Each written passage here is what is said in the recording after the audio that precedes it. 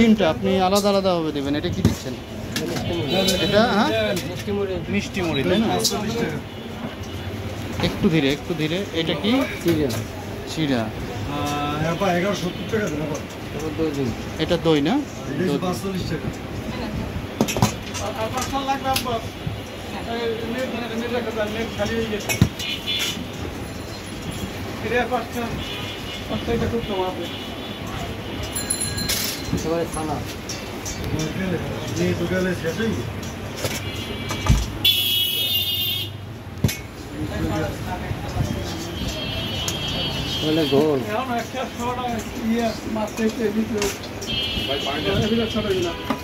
এটা ঘোল না?